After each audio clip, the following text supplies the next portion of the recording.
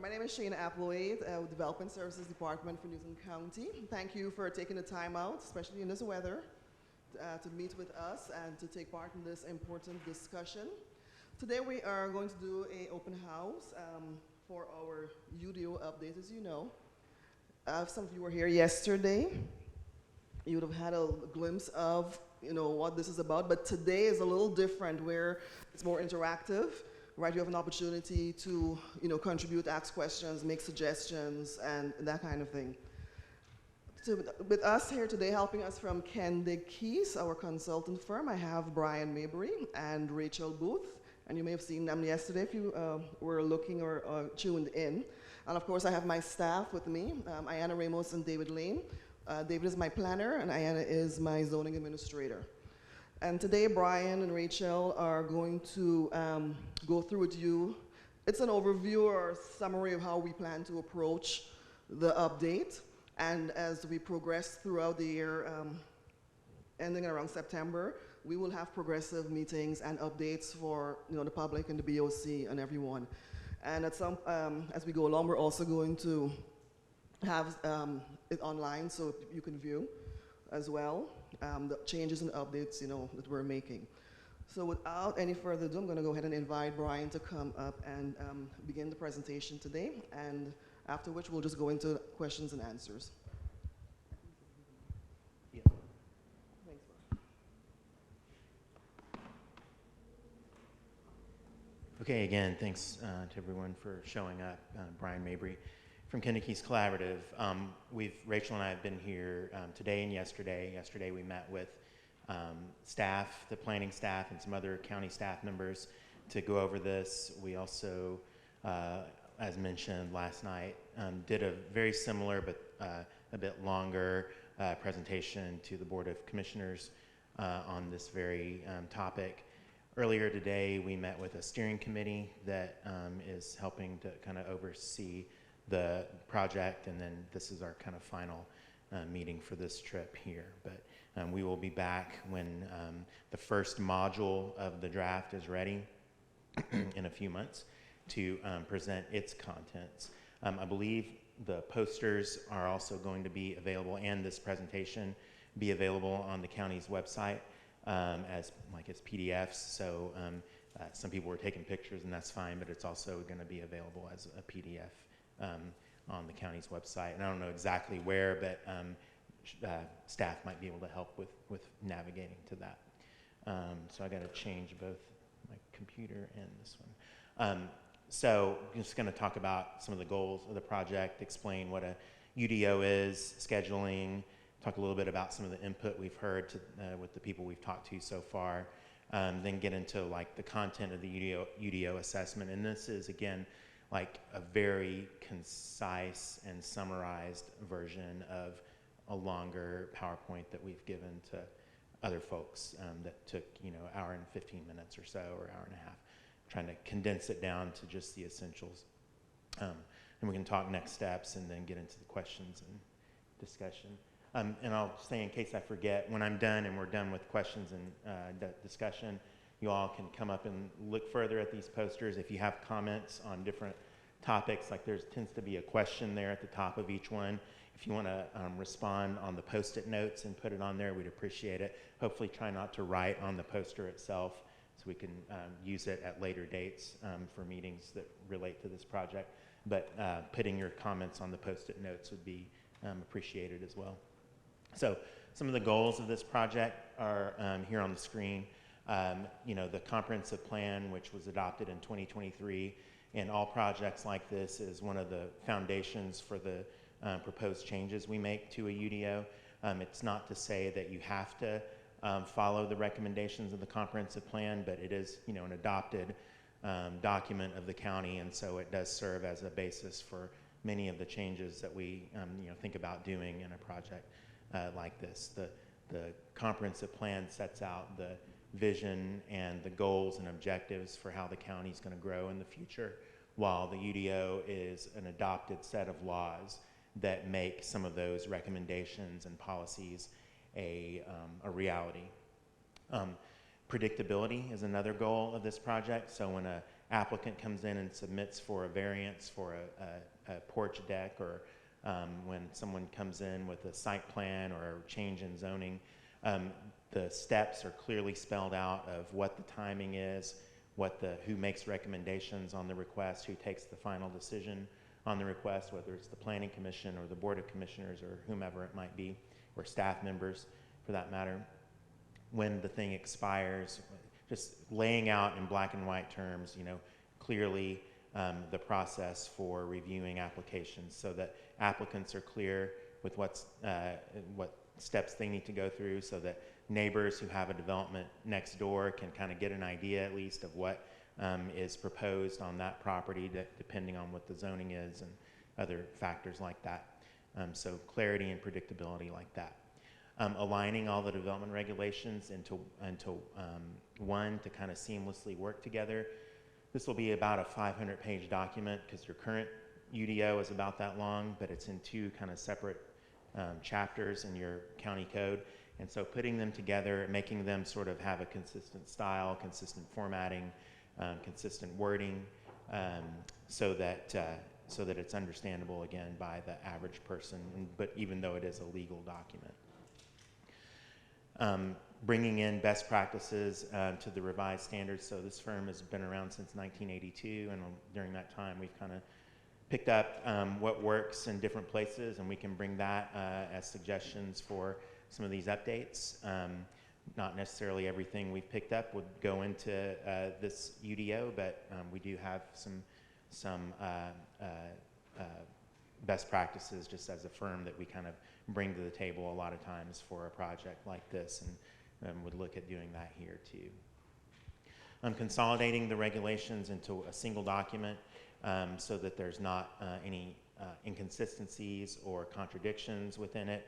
That just makes it easier for staff to administer and enforce on a day-to-day basis when it's a coherent and consistent document. And then having user friendliness as much as possible. We always want to look at that when we're working on a project like this, making use of graphics and tables, and trying to use not too complicated of language in order to communicate what the requirements are, even though it is, again, a legal document that has to stand up to legal scrutiny whenever if the county was in a lawsuit related to the UDO, it still needs to also be understandable to kind of the average person. So some things that are included in a Unified Development Ordinance, those are on the screen, which I forgot to advance. Let me advance that, sorry. A UDO tends to contain kind of the topics that you see on the screen now. Zoning districts, so setting out the different zones that a county or a city for that matter, but in this case a county, is divided up into that regulate what kinds of land uses can go where, what kinds of building heights apply, what kind of setbacks, what kind of density, what kind of lot sizes, lot widths. All of those things come into play with the zoning districts. Also here, overlay districts are important, and the county has a lot of them. And we might look for some opportunities to slim those down or consolidate them, but we know that they're important to the county, and probably won't try to radically change them unless we hear back that we really need to. But it seems like there's some problems with them that we've heard from stakeholders, but we also know that they're kind of a fixture for the county in terms of the UDO. But those have special provisions that apply to certain areas of the county. And last night we had a bit of a discussion with the county commissioners about the concept of having a certain overlay that would cover a couple of the precincts that may work to prohibit multifamily development, or to decrease the intensity and density of development in some of those precincts. And so that's something that we've heard and that we would probably run with, and you would end up seeing in Module 1 when the time comes for it to come around. There's permitted uses that I've kind of alluded to here in talking about the overlays. UDOs say what kinds of land uses, whether it's office or house, single family detached dwelling or factory or whatever, where those are allowed in what districts, and if they require any kind of special approval or public hearing in order to be established. So UDOs cover that. The building envelope and open space standards, the building envelope is the setbacks on a lot, usually like 20 feet at the front, 5 on each side, and 10 or 15 in the back, and then the height that a building can be sort of makes a box or a cube that the building can go into, and that's sort of the building envelope. Open space set-asides are part of UDOs as well, where if a development comes in and it has to set aside a certain amount of natural area or parkland or whatever as part of that development. So those are all kind of standards, and there's also, well, one more bullet there, the off-street parking, lighting, landscaping, signs, architectural design are also part of typical UDO. There's also development reviews, so what the steps are that someone has to go through when they are submitting for, again, like a building permit or a site plan or a CORD or any of those other review processes that the county has. Then there's also enforcement, there's grandfathering or nonconformities, there's definitions and many other things, but these are kind of the big ticket items that go into a Unified Development Ordinance. This is a schedule of the project, and as I've said in a few other meetings, it kind of looks like we're farther along than really what we are. We started, our first trip here was in September, and that's when we met with what we call stakeholders, so people who have an interest, either professional interest or personal interest in how the county develops.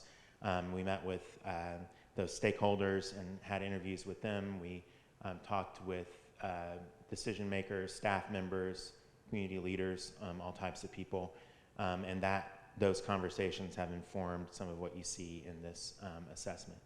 Trying to do public outreach really throughout the whole process, but really the heart of the work comes now following this trip here, where we do the drafting of the proposed changes. And the way that usually works, and I'll have a slide devoted to it a little later, but it's in 2 modules, where there's one module which is a part of the final draft that we put together. Staff reviews it, like particularly planning staff gives their comments to us. We work in those comments, improve upon it. It goes to a wider audience then, to like the steering committee, and then finally gets put together with the second module into a draft that gets acted upon by the Board of Commissioners ultimately. What their decision is sort of the final say in it after they hold a public hearing, and also the Planning Commission holds a public hearing as well in order to make a recommendation to the Board of Commissioners. So there's a lot of public process involved in getting to the finish line, and that's projected to be about September, maybe October. This trip is taking place a little later in the schedule than we originally anticipated, so things might move down a little bit, but somewhere around the fall of this year would be our anticipated adoption.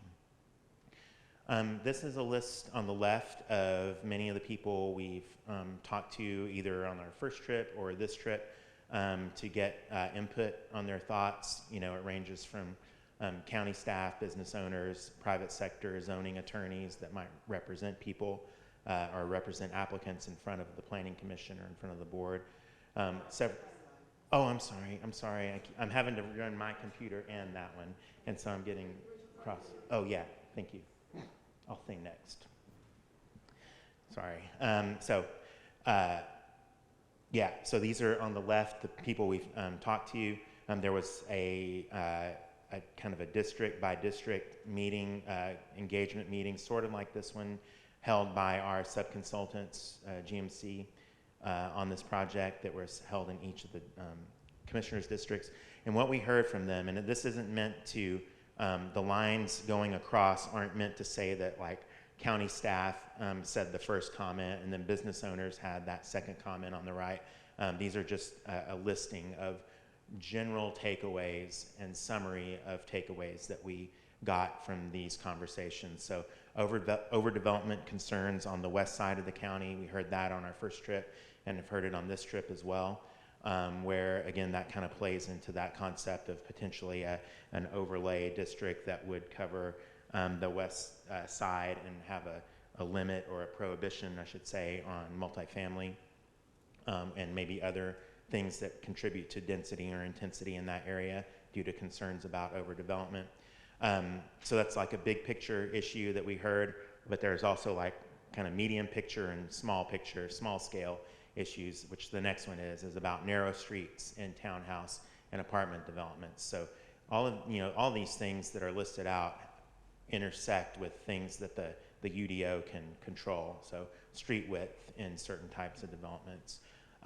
There was concerns we heard, or at least perceptions of applicants changing what they were going to do on an approved application for a certain type of development, and then concerns that there wasn't the right notice or that they didn't receive notice on those kinds of changes. So we want to look through for any kind of potential loopholes in the current UDO and try to fix those where they should be getting notification about proposed changes to approved plans. The need for both affordable and higher end housing. We hear that a lot, especially the affordable part on projects like this, but also hear just a desire to have higher end, bigger, higher price point developments as well. Needing to better, and I say address, that makes kind of a, I should say sort of handle private streets better, because it's not about the addresses on a street, it's handling private streets in the UDO in a better way, in whatever that might entail.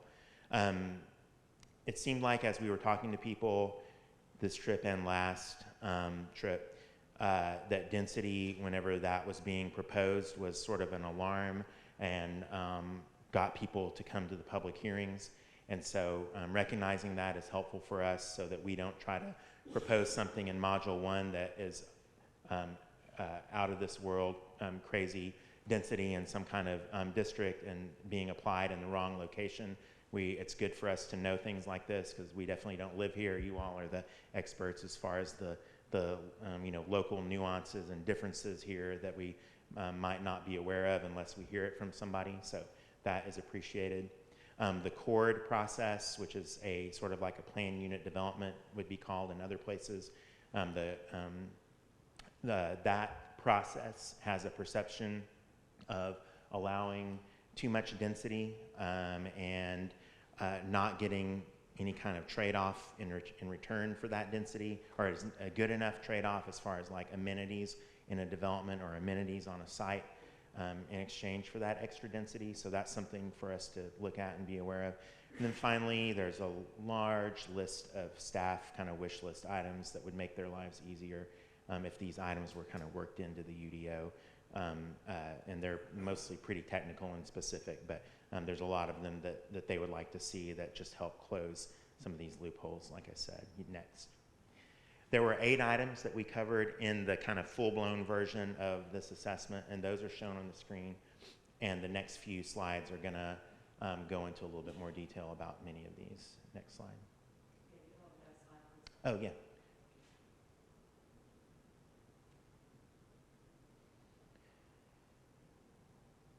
And again, this will be available on the county's website as this presentation. The first was aligning the standards of the UDO with the comprehensive plan. We put together a lengthy matrix of recommendations, about 11 pages of recommendations that are in the comprehensive plan, and then showed how the UDO could implement some of those policies that are in the comprehensive plan. This is an excerpt of just 3 of those. The first being having a variety of safe and affordable housing types and densities.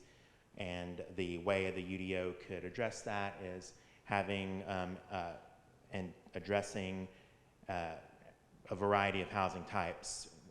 It's normal to address single-family detached, typical single-family house on its own lot, and apartments, and duplexes, but also having standards for something like tiny houses or triplexes or quads, or what we call cottage courts, which we'll have an image of a little later, so that there's at least rules in place for them and not kind of a blank hole when someone wants to come to the planning office and ask about doing some type of different kind of development instead of the staff having to guess about what might be required, there's actually rules written out for that type of development.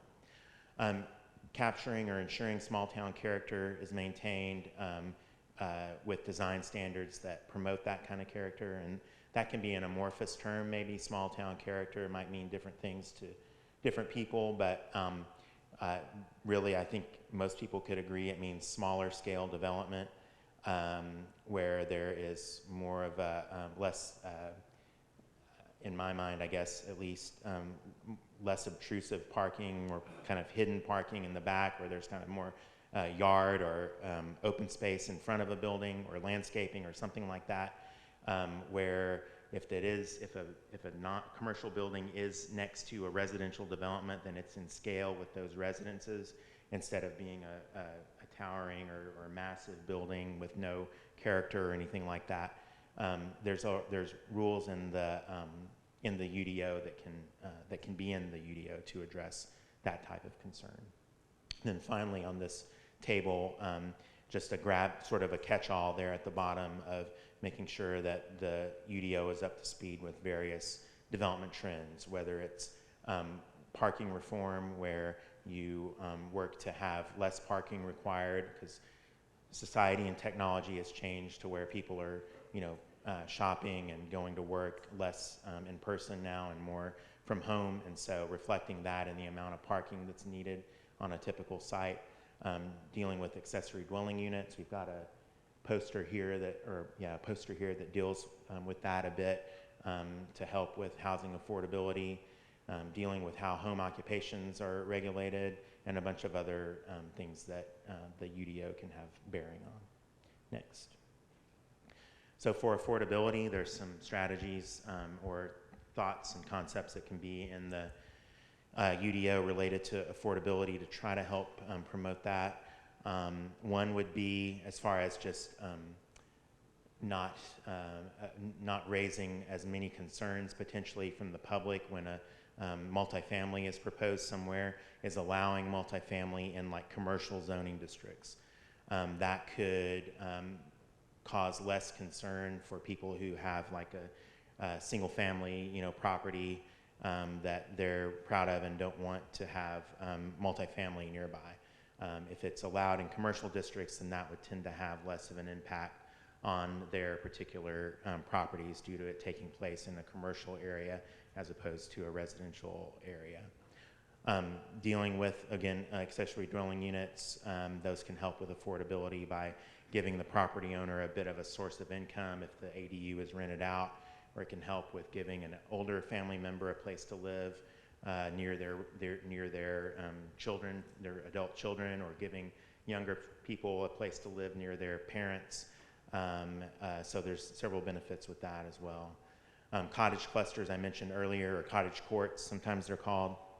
They're on the two lower pictures on the screen, relate to that concept of having these smaller houses that don't really have their own personal private yard, but that share a common green area in front of them.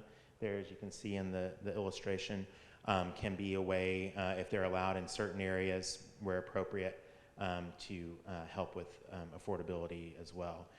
But having said all that, single family dwellings may continue to be the main choice and the main type of housing that people want to have in the county, and if so, that's great. Just probably would like to not get in the way of some of the affordability options, again, where appropriate in the right geographical context. Next.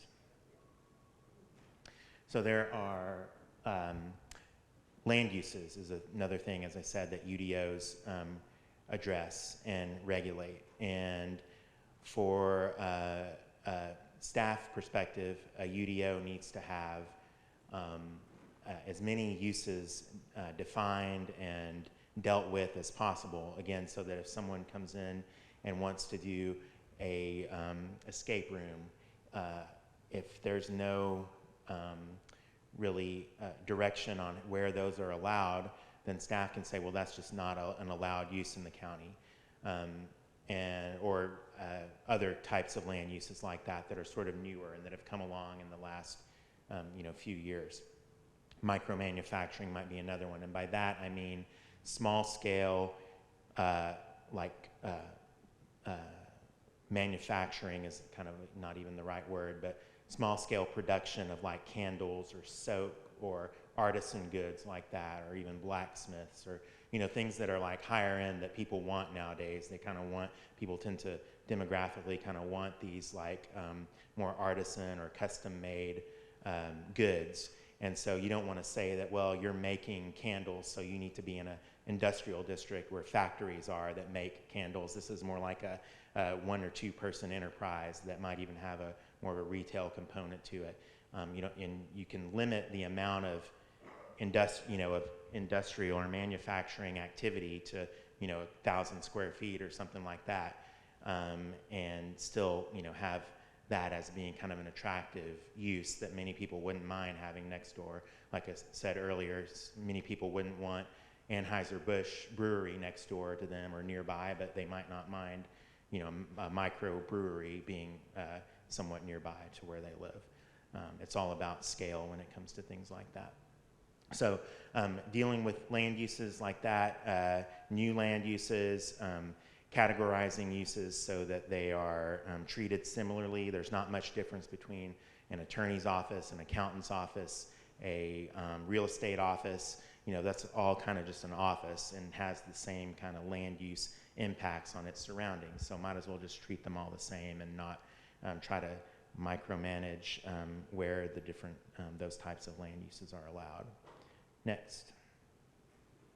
We'll want to have in this update a use table that will be as easy to understand and read as we can make it. There's a sample on the screen there on the right, going from a listing of land uses to the more contemporary practice that you see on the right of having a use table that shows by row, each row is a land use, and shows which districts, which are the columns, that land use is allowed in, whether with a P, which means it's permitted, or an L, which means there's certain standards that apply, or a C, which means that it's a conditional use that needs to go to a public hearing and get approved by the Board of Commissioners ultimately. So that's a way to bring it up, bring the UDO into more contemporary standards as well. Next. For development and design opportunities, there's some parts of the county that will remain as rural or suburban as can be. There's some parts of the county in the comprehensive plan that recommend sort of a crossroads or village center, and those might have a little more pedestrian orientation than what you'd see in the more suburban and rural parts of the county. And so in order to make that, again, as I say, a reality, the UDO needs standards that promote that type of development, or that require that type of development. So having the buildings closer to the street, or closer to the sidewalk, I should say, rather than being separated from the street by a parking area, is one way to help accomplish that. So maximum setback instead of a minimum setback. Having design standards for things like porches or arcades or stoops or storefronts, so that those have rules related to them that the applicant or the designer has to live up to. Several of these things come into play when trying to have in certain areas a more kind of small town feel. Preserving the tree canopy and enhancing the tree canopy is important for design considerations, so that sites aren't clear cut and what had been a wooded site one day is a CVS with saplings there instead the next day. Would rather have preservation of that important resource of the native tree canopy. These things will be on our minds as we're working through this. Next.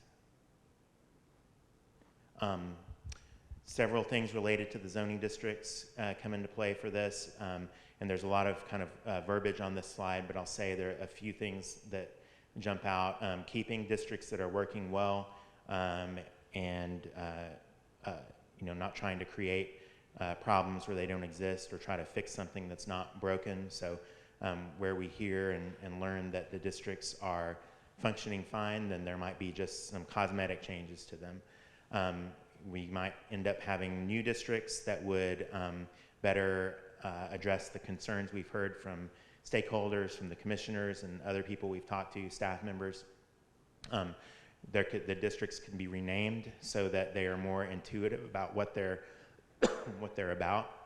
So instead of like R1, R2, R3, more like rural residential, suburban residential, urban residential, or semi-urban residential, different naming conventions like that can make the purpose of the district a little more understandable of what it's trying to accomplish. One thing that we find a lot of places is sort of a recurring motif is the scenario of people buying into a subdivision like you see on the upper image there, and there being next door either a future phase of that development or a completely property in a completely different ownership that's in sort of an undeveloped natural state where the residents of that development, that's there on the upper image borrow that open space. They use that even though that's not their property. They sort of use that as an amenity and like the nature or the wildlife that they might see as part of that. But then in the second image there, someone comes along and either builds out the next phase of their subdivision, or it's again entirely different property that gets developed, the same subdivision style, those kind of cookie cutter style lots that are laid out, but there's they're upset about that because maybe they were told it would never develop, or for whatever reason they were under the impression that this was sort of a natural area that wasn't going to be developed. And then they call Shayna's office and are upset and wonder why anyone let that happen, when really it was maybe been approved long ago and was just recently actually developed. The final image there is a way for them to enjoy permanently this open space where it's set aside permanently as undevelopable, and the site, the lots are clustered more together. The open space could have trails or bike paths throughout it, and then when the off screen, the property to the right or to the left or above it develops the same way, it ends up being a sizable network of open area, of permanently preserved open area. And the county has a tool for accomplishing this, but it might not be working as well as it should be, and so it would be our task to help to fix that so that these kind of open space or conservation developments are more viable and are have satisfactory outcomes where people are getting a rural or semi-rural feeling and character, while the applicant or the developer is getting the kind of lots that they need in order to make the project pencil out. A few other things before we go on. Examining, like I said earlier, thresholds for public notice for certain changes to approved development plans so that people don't feel like that they're not being notified properly for changes like that is something else to work on next. Getting close to wrapping up here with this part of the evening, this presentation. For the review procedures, having, again, this is a sample table there from another community we've worked on where we lay out all the different review applications, whether it's a sign permit or a rezoning or a variance or site plan, and spell out the different aspects of that procedure once in one location and not have to repeat it again over and over as some of the older style UDOs would do. So talking about the timing of the submittal, whether there's a pre-application with staff required, whether public notice is required, saying who makes a recommendation on the request, who takes the final action on the request, whether it's staff or planning commission, and then going on to Board of Commissioners or whatever the case may be. Showing when it expires if there's no if the development never takes place, and then finally a cross-reference, like for the top row there for the sign standards, or for the sign permit, a cross-reference to the sign standards that have to be lived up to in order to get the sign permit. So that can be sort of a one-shot, one-stop location for much of the information that would need to be included about development review. There is one particular thing that staff thought would be very helpful is to allow the planning director to approve under certain standards and criteria what is called an administrative adjustment, where if there is a setback, for example, and of 10 feet and someone encroaches within it 15 feet with a building or a porch or some other kind of feature like that of a building, then that can be approved administratively without going through a variance process and a public hearing and public notice for something small like that that most people are not going to really notice as they're driving or walking down the street. But that can be done. We've done that all over and can definitely bring that to the draft. Next slide. Then finally, having a user-friendly and legally compliant code. Several bullets here, but mainly want to touch on just drafting in plain, understandable English as opposed to legalese or lawyer-related language. Having appendices that could be in the UDO that can talk about like permitted tree species and what counts as like a canopy tree versus a ornamental tree versus a shrub. That's for technical reasons an important distinction to make in parts of the UDO. Those kind of things that are related to kind of the structure of the UDO. Next. And then, of course, again, driving the point home of making use of illustrations, photos, tables that convey, the meaning of the regulations without requiring someone to read every paragraph and sentence of it in order to know what they can do or can't do. Next. We'll be working in 2 modules, like I said, on the update. The first module on the left there shows the zoning districts and establishing them, the land uses that are allowed within them, the definitions, and then the second module will be the overlay standards, standards related to landscaping, buffering, signs, parking, subdivision standards, and then the procedural stuff that I was talking about a slide or 2 ago. Next. And that ends my discussion or my PowerPoint, and be open to answer any questions maybe that are general, and also, you can also, we'll be standing at the posters and can answer specific questions as well, but any questions, be happy to try to answer them now.